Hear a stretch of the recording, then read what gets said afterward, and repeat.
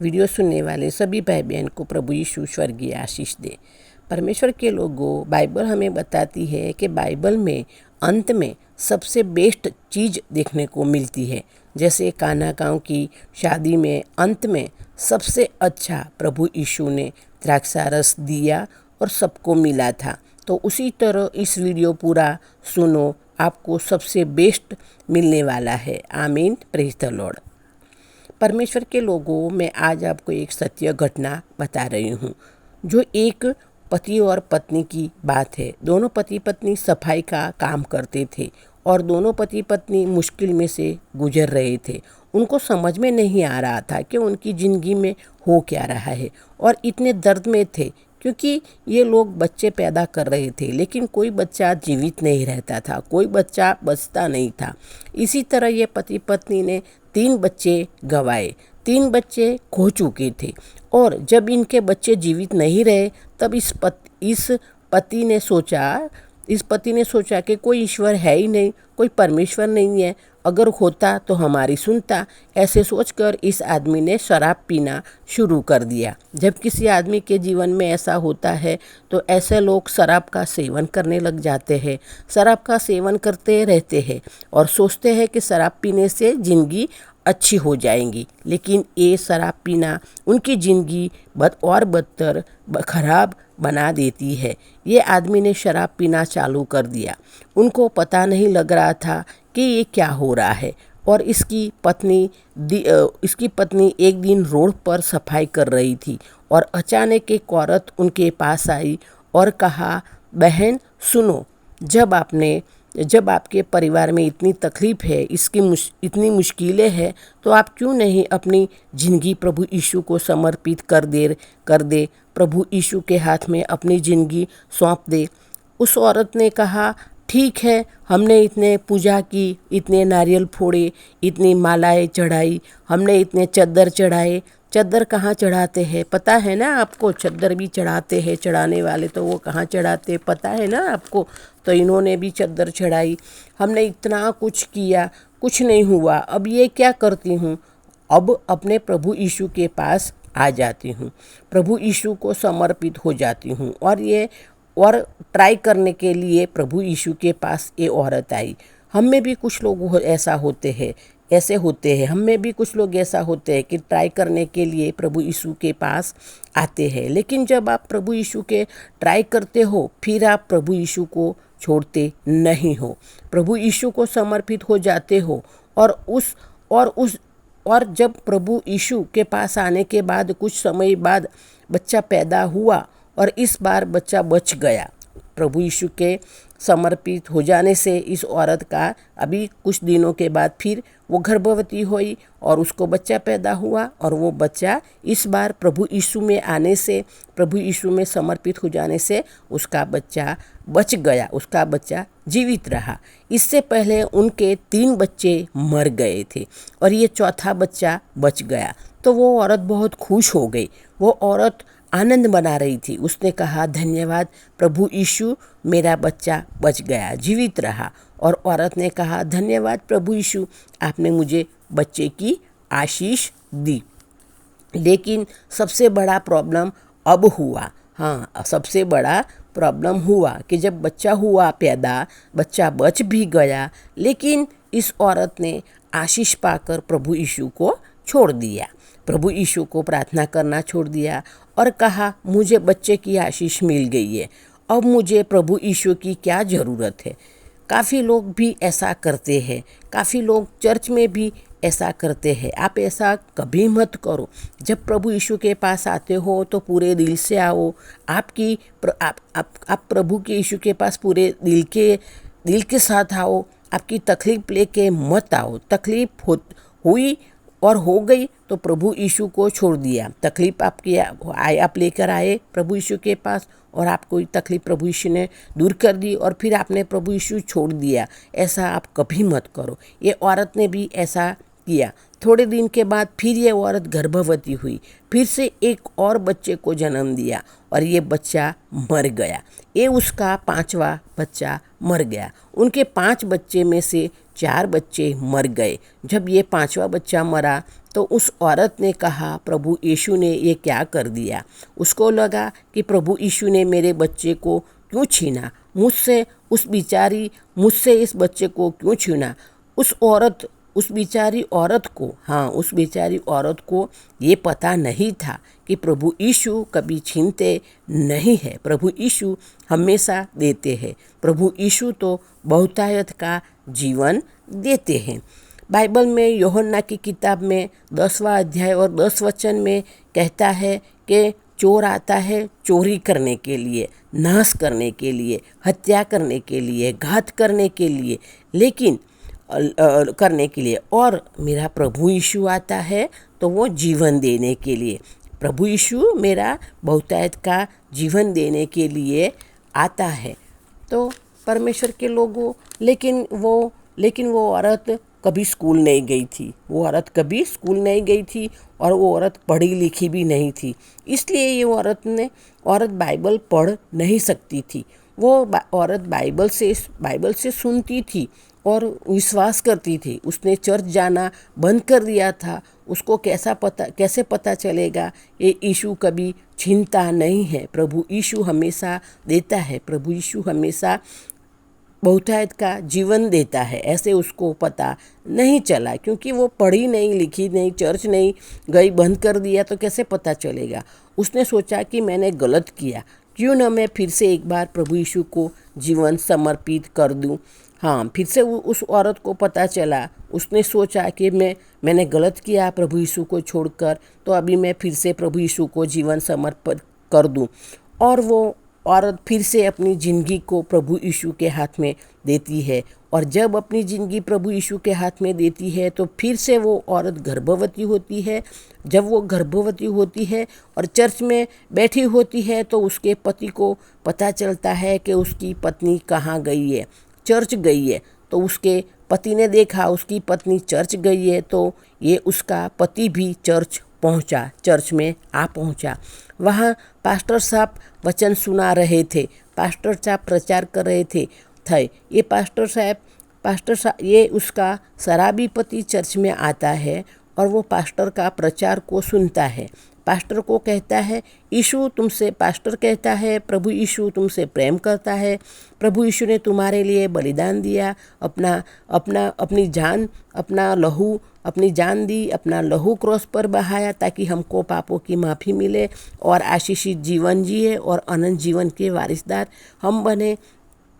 ये पास्टर साहब ऐसे प्रचार कर रहे थे। तो उसी समय ये शराबी पति जब चर्च में पहुंचा और वो पास्टर साहब को कहा, शांत हो जा, क्या यीशु कर रहा है। शराबी लोग तो कैसे होते हैं पता है ना, जब शराब पीते हैं तो उनको कुछ पता नहीं चलता, वो कुछ भी बोलते रहते हैं। तो ये शराबी पति ने भी चर्च में जाके पास्टर को ऐसे ही बोलना लगा कि क्या यीशु कर रहा है, प्रभु यीशु ने मेरे लिए क्या किया, मेरे बच्चे क्यों मर रहे हैं। सिंपल क्वेश्चन है, प्रश्न है। पास्टर को कुछ भी समझ में नहीं आया। जब ये सारे सवाल पूछे वो शराबी पति ने, तो पास्टर को कुछ समझ में नहीं आया, क्या बोलूँ मैं। वैसे ही शराबी बहुत शाणे होते हैं। पास्टर साहब ने सोचा कि उसको जवाब देगा तो उनको दूसरा प्रश्न भी पूछेगा। साहब ने सोचा कि अगर मैं उसको सवाल का जवाब दूंगा तो वो फिर दूसरा भी सवाल पूछेगा। इसीलिए पास्टर ने बोला, भैया अभी तक तूने क्या किया मुझे नहीं पता, लेकिन तू आज से अपनी ज़िंदगी प्रभु यीशु के हाथ में समर्पित करता है, प्रभु यीशु के हाथ में अपनी ज़िंदगी देता है, तो तेरी ज़िंदगी बदल जाएगी, तेरे बच्चे भी बच जाएंगे। शराबी पति बोलता है, ठीक है। वो अपनी पत्नी के पास जाता है जो चर्च में बैठी है। ये जो मेरी पत्नी है जो गर्भवती है, अब ये बच्चा पैदा होगा और ये बच्चा बच जाएगा तो और जीवित रहेगा, ये बच्चा बच जाएगा और ये जीवित रहेगा, तो मैं तब से तेरे प्रभु यीशु के पास आऊँगा। टर्म्स एंड कंडीशन अप्लाई, उसने मीन्स शर्तें लागू रखी। वो शराबी पति ने कहा, उसने शर्त लागू रखी कि अगर ये मेरा बच्चा आएगा बच जाएगा तो मैं तेरे प्रभु यीशु को अपना जीवन समर्पित कर दूंगा, मैं अपना जीवन प्रभु यीशु में समर्पित कर दूंगा। ऐसे उसने पास्टर साहब को कहा। ये शराबी पति ने आसानी से पास्टर पर शर्तें लागू कर दी। पास्टर ने कहा, ठीक है बेटा।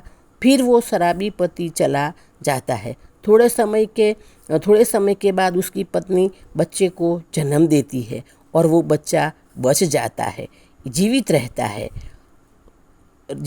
है। उनके 4 बच्चे मर जाते हैं, 6ठा बच्चा बच जाता है, जीवित रहता है।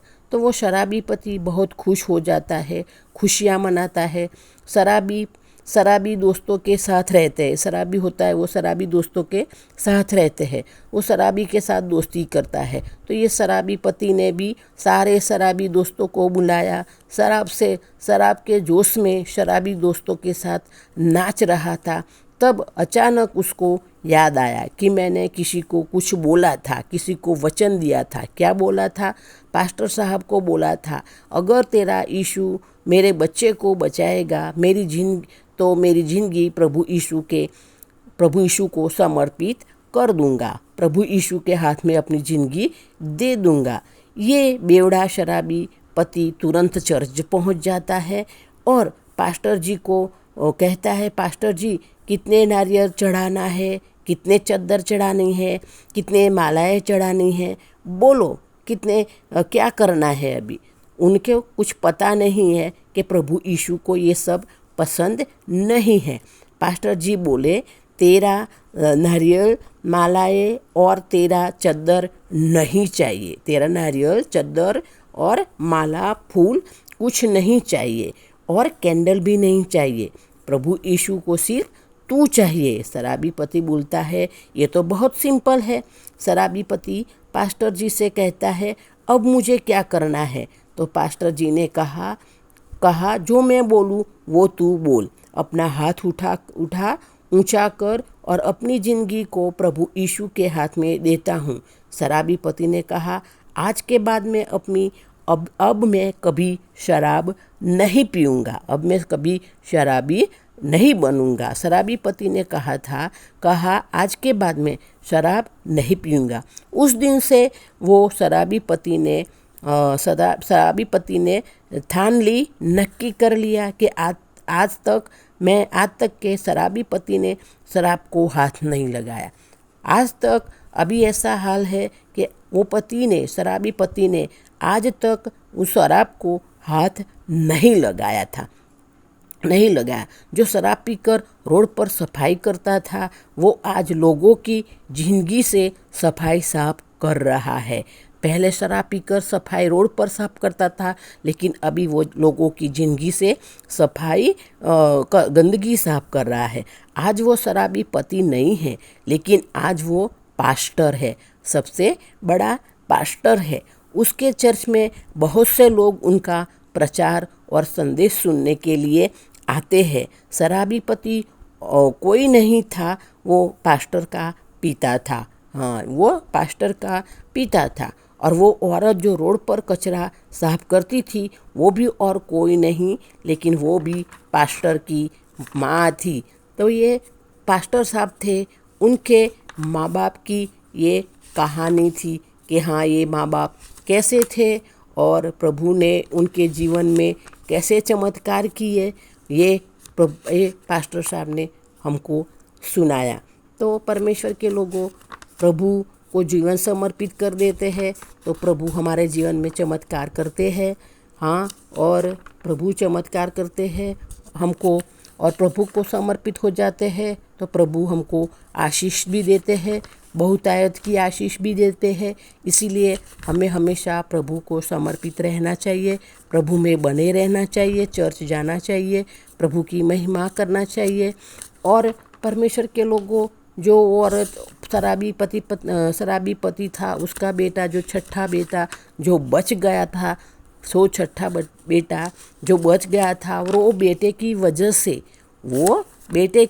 से वो खुद शराबी पति खुद प्रभु यीशु के पास आया था और प्रभु यीशु को जीवन समर्पित कर दिया था। तो वो बच्चा भी पास्टर बना, सबसे बड़ा पास्टर बना और प्रभु की सेवा अभी वो कर रहा है।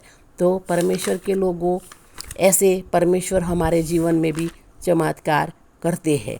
तो ये सफाई करने वाले लोगों के जीवन में भी चमत्कार किया। अभी वो पास्टर की वाइफ भी है जो रोड पर सफाई काम करती थी, जो गंदगी उठाती थी, वो भी आज लोगों के सर पर हाथ रखकर प्रार्थना कर रही है। और सारे लोग ये प्रभु में जीवन व्यतीत कर रहे हैं और आशीषित जीवन व्यतीत कर रहे हैं। तो ये है प्रभु यीशु को जीवन समर्पित करने के आशीष, प्रभु यीशु को हाथ में अपनी ज़िंदगी देने की आशीष है।